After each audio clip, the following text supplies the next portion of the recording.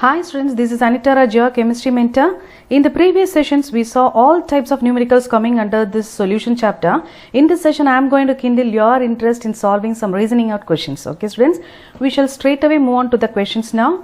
Read the first question. Which is the correct relationship between osmotic pressure of 0.1 molar NaCl solution and 0.1 molar Na2SO4 solution? See, you have been given four options. In this question, you are asked to find out whether the osmotic pressure of this 0.1 molar NaCl and 0.1 molar Na2SO4 are the same or it is different. Alike. Okay, so first we should know what is this osmotic pressure is. Actually, this osmotic pressure is a colligative property which depends upon the number of solute particles. Understood students?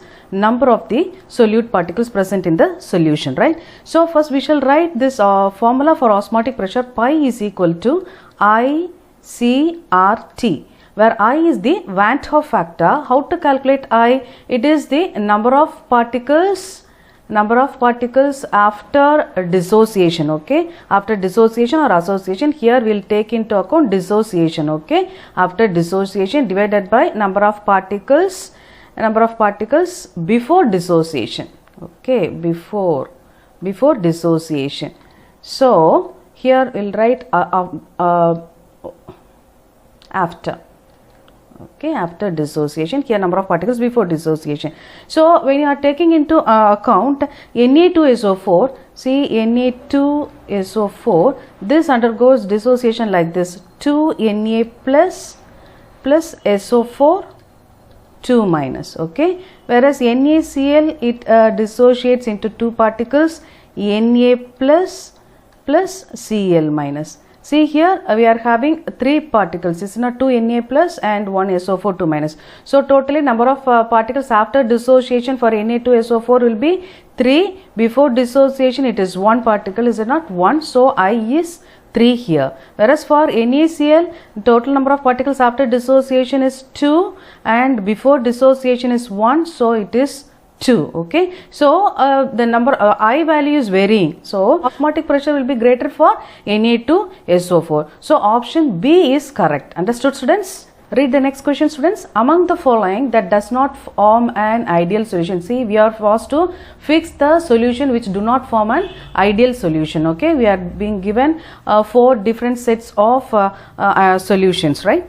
So normally the substances that have similar structures, okay, similar structure, similar structure, it should have similar structure, and then they should have a similar polarity. Okay, polarity should be the same, and also intermolecular forces. Okay, the forces existing between the solutions. So intermolecular force of attraction and then polarity, structure, everything should be same. Only then we can that particular pair of solution will be forming an ideal solution. Okay, we shall see the first one. See, benzene and toluene. So first one is benzene and this one is toluene. See, both are having the same structure. Is it not? They'll be having the benzene structure. So same polarity, same. Obviously the forces will also be the same. See the next one here, C2H5. C2H5Cl and the next one is C2H5OH. See, these both of them are having the same alkyl group, but the functional group is different. The first one is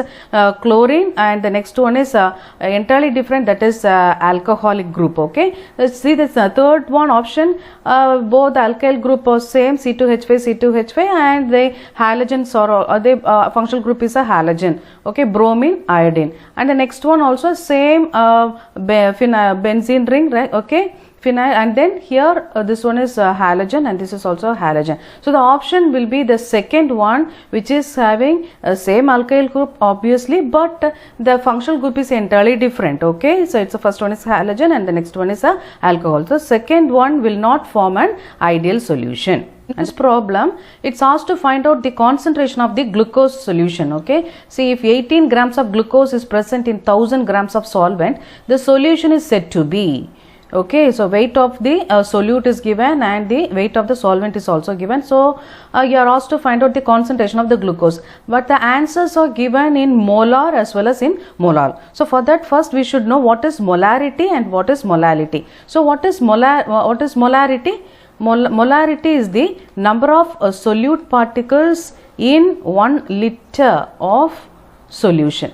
Okay, so volume is involved here. What is molality? It is the number of solute particles present in 1 kilogram of the solvent. Okay, 1 kilogram of the solvent. So this is the difference between. So here look into the problem. So the weight of the solvent is given, is it not? Weight of the solvent is given and not the volume of the solution. So we can ignore these two molar answers. Okay, so the answer must be these two. So for that we should find out, we should work out and find out the molality, right? So write down. So N2 is what is the value given? N2 is 18 grams. So molality 18 grams, and we should know the how to calculate the number of moles of a solute. Number of moles of a solute is equal to weight of solute by molecular mass of the solute. Okay, so molecular mass of glucose is 180. Okay, if you are summing up the atomic mass of all the elements present in glucose, we'll get 180, and weight, and next it is number of moles, or how to calculate molality? Molality is number of moles of solute divided by 1 kilogram of the solvent. So the weight is given in 1000 grams, so that can be converted to kilograms. So 1000 grams will be equal to 1 kilogram, so into 1. So find out the answer, students. It is 0.1 molal. Okay, so this is the answer. So option D is correct. The best colligative property used for the determination of molecular masses of polymer is, see, 4 types of colligative properties are given: relative lowering of vapor pressure, osmotic pressure, elevation in boiling point, and depression in freezing point. You are asked to find out the best colligative property. So obviously the second option is correct, that is osmotic pressure is correct, because all the other colligative properties like relative lowering, elevation in boiling point, and depression in freezing point will be calculated at different temperatures. There will be temperature variation which will lead to the denaturation of the polymer. Okay, where that will lead to denaturation.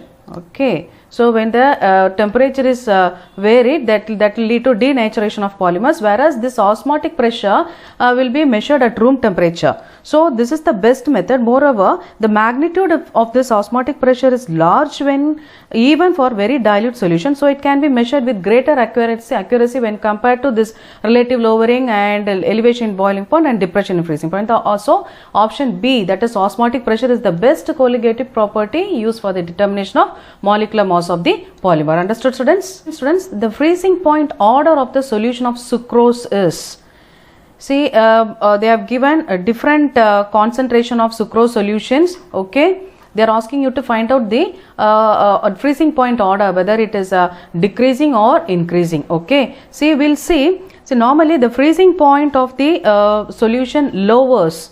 Freezing point, it lowers when the concentration of the solution is increasing. Okay, when the concentration of the solution is increasing, this is a major concept. So this is because the depression of freezing point, that is depression of freezing point, is a colligative property which depends upon the number of solute particles. Okay, number of solute particles. If the number of solute particle is increasing, automatically the concentration will also be increasing. If the concentration is increasing, the freezing point will lower. Okay, so see, check here, different sets of concentrations are given. 1% solution, it is a dilute solution. Okay, it's a dilute solution, and 2% solution, it is little high. Okay, and 3% solution is also given, and it will be little more high, and 10% solution, it is a concentrated solution. Obviously the concentration is too high. Okay,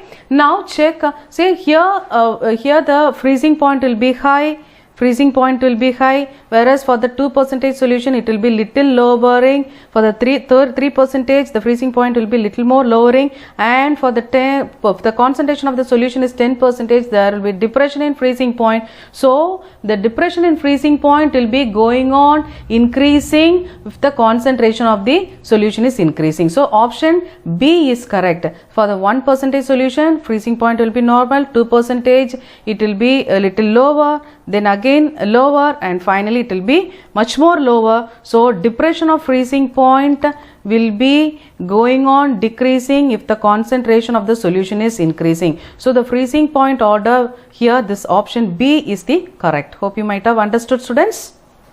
Read the next question. Benzoic acid dissolved in benzene will show a molecular mass of 122, 61, 244, 366. See, you are asked to find out whether the molecular mass of the benzoic acid when it is dissolved in benzene is 122, 61 or 244 or 366. See, when benzoic acid is dissolved in benzene, it will dimerize due to association. Okay, see, this benzoic acid will be undergoing association when it is dissolved in benzene. So let me write. See, what's the formula for benzoic acid? C6H5COOH. See, when this is dissolved in benzene, okay, C6H6, this will be undergoing or to say dimerization, right? C6H5COOH, okay, so twice. So this will be undergoing a dimerization. If so, obviously the molecular mass will also be doubling, right? So let us see the molecular mass. How to find out the molecular mass? If you are summing up the atomic masses of all the elements of this benzoic acid, you will get the molecular mass. So 7 carbon atoms, and what's the atomic weight of carbon? It is 12. So the 84 it is, and how many oxygen atoms are there? 2 oxygen atoms are there, and its atomic mass is 16. So the answer is 32. And hydrogen, one hydrogen, how many hydrogen atoms are there? 6 hydrogen atoms are there. So atomic mass is 1. So it's 6. So altogether the molecular mass is 122. So if it is undergoing association, the molecular mass will be doubling. So the answer is 244. So the option C is correct. Understood, students? So benzoic. Read the question, students. This question will be quite interesting. Pressure cooker reduces the cooking time because the heat is more evenly distributed inside the cooker. A large flame is used. A boiling point of water is elevated, and the whole matter is converted into steam. So you are asked to fix the correct option. Normally, boiling point of a solution is the temperature at which the vapor pressure of the solution, the vapor pressure of a solution becomes equal to the atmospheric pressure. When the atmospheric pressure is equal to the vapor pressure of the solution, then that temperature is called as the boiling point. Okay, as the external pressure, when the atmospheric pressure is increasing, the vapor pressure inside the solution, inside the cooker also will be increasing. See, when you are raising the temperature, automatically it happens, right? So vapor pressure of the solution will also be increasing. So obviously the boiling point of, when the vapor pressure increases, boiling point of the water which is present inside the cooker will also be increasing. So that's the reason, if when the boiling point increases, automatically the cooking time will be getting reduced. Understood, student? When the atmospheric pressure increases, the vapor pressure of the solution present in the pressure cooker will also be increasing. So when the vapor pressure increases, automatically the boiling point of the solution or the water present in the pressure cooker will be elevated. So when it is elevated, automatically the substance or the matter we are taken in the pressure cooker will be cooked within less time. So this is the correct answer. So boiling point of water is elevated is the correct option. Understood, students?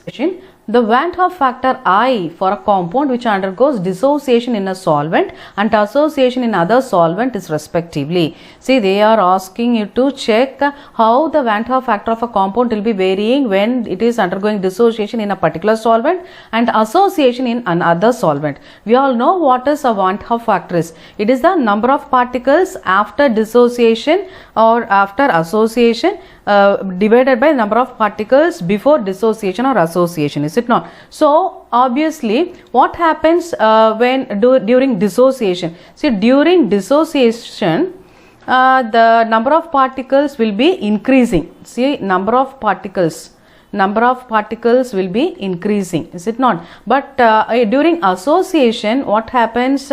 The number of particles will be decreasing. Okay, number of particles will be decreasing. So I factor obviously For dissociation it will be more, I factor will be more, whereas for that is association, the I factor will be lesser, that is Van 't Hoff factor will be less, is it not? So when a compound is dissolved in a particular solvent, and if it is undergoing dissociation, it will be increasing, it will be greater than 1, okay, and if it is undergoing association, definitely it will be lesser than 1. So check the option which is it is greater than 1 and less than 1. So during dissociation, the Van 't Hoff factor will be greater than 1. During association, the Van 't Hoff factor will be less than 1. So this option is the correct option. So option D is correct.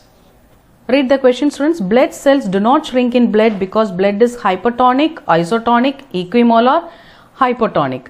See, blood cells RBC, right? See here. When the osmotic pressure outside this RBC is the same as the pressure inside the cells, then the RBC do not shrink or swell in blood. So we can consider that this blood is isotonic, okay, the blood is isotonic with that of this RBC, so that there won't be any shrinkage or swelling in RBC when it is present in the blood, okay. So the option B is correct. It is isotonic. Blood cells do not shrink in blood. When the osmotic pressure of blood cells and blood are same, then there won't be any shrinkage. Then we can call that relationship as isotonic. Okay. Which of the following 0.1 molar aqueous solution will have the lowest freezing point? K2SO4, NaCl, urea, glucose. See here in the question, the solutions, all the solutions are present in equimolar. They are all equimolar solutions, that is 0.1 molar solution, and they are asking you to find out which will be having the lowest freezing point. See, this lowest freezing point, in the sense it is the depression of freezing point. Depression of freezing point is a colligative property which depends upon the number of solute particles. See here, number of this urea, it will not undergo dissociation, and glucose, it will also not undergo dissociation, whereas NaCl on dissociation, it will be giving 2 particles, Na plus and Cl minus, okay, it will be giving 2 particles, whereas K2SO4 on dissociation, it gives K2SO4 on dissociation, it gives 2K plus and SO4 2 minus, that is it will be giving 3 particles. So as the number of particles increases, the depression of freezing point will be increasing, okay, the freezing point will be the lowest, because it is a colligative property. So the answer is K2SO4. K2SO4 will be having the lowest freezing point as the number of particles is increasing, because freezing point, depression of freezing point depends upon the number of particles. Understood, students? Fine, students, we have seen some questions. Hope you might have understood everything. I shall meet you in the next session. Thanks for watching.